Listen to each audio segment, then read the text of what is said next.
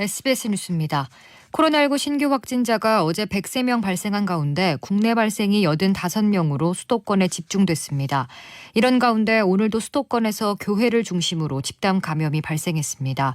경기도 용인의 우리제일교회 관련 확진자가 72명으로 늘었고 서울 성북구 사랑제일교회에서도 집단 감염이 발생해 교회가 폐쇄됐습니다. 남대문 시장에 이어 동대문 시장 상가에서도 4명의 확진자가 나오는 등 장소를 가리지 않고 확산하고 있습니다.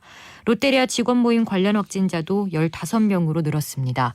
경기도 파주에서는 지난 8일 확진자가 머물렀던 스타벅스 방문객 중 4명이 확진됐습니다. 서울시와 경기도는 내일부터 2주간 모든 종교시설에 대해 집합 제한 행정명령을 내렸습니다. 방역당국이 수도권에서 코로나19 집단 발병 사례가 잇따르는 것과 관련해 감염의 고리를 제때 차단하지 못하면 수도권 대유행 상황에 직면할 수도 있다고 밝혔습니다. 또 무증상 경증 감염자가 산발적으로 이어지고 있고 방학과 휴가, 내일부터 시작되는 연휴, 도심 집회 등으로 이어지며 대규모로 증폭되어 발생하게 되면 전국으로 확산할 수 있다고 우려했습니다.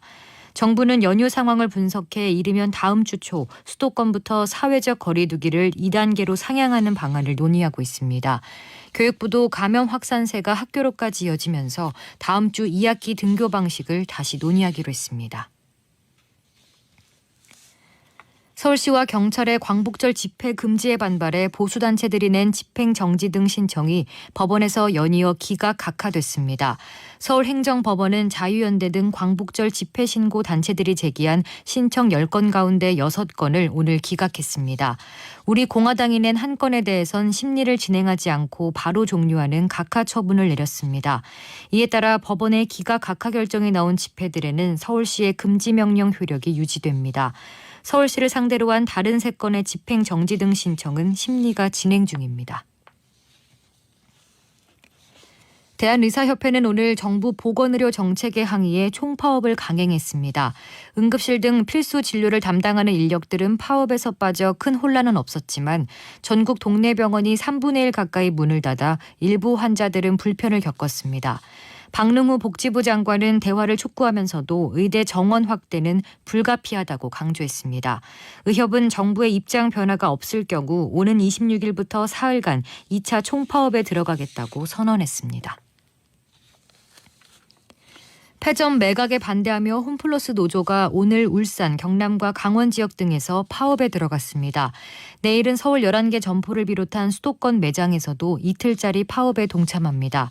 노조는 사측이 계획대로 안산점과 대전 탐방점 2점포를 매각하면 대량 실업 사태가 불가피하다고 반발하고 있습니다. 하지만 사측은 실적 부진이 심각해 점포 매각을 통한 현금 확보가 불가피하다는 입장입니다.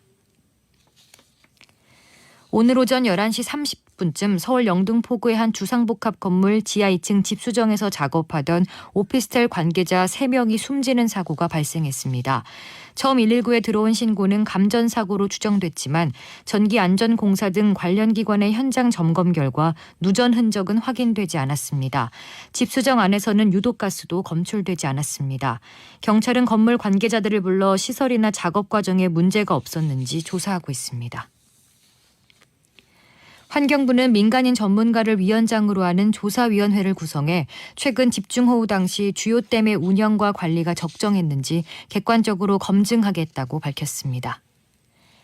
날씨입니다. 오늘 밤은 전국이 흐리고 서울과 경기, 강원, 충청 북부는 밤부터 비가 내리겠습니다. 내일까지 예상 강수량은 서울 경기가 100에서 200mm, 경기 남부에는 최대 300mm 이상의 호우가 집중되겠습니다. 강원 영서와 충청 북부에도 50에서 150mm, 강원 영동과 경북 북부 내륙에는 20에서 80mm가량 되겠습니다. 반면 내일 대구 낮 기온이 36도, 부산 33도까지 오르면서 남부지방은 폭염이 기승을 부리겠습니다. 서울의 현재 기온은 27도, 습도는 88%입니다. 주시은입니다. 뉴스를 마칩니다. SBS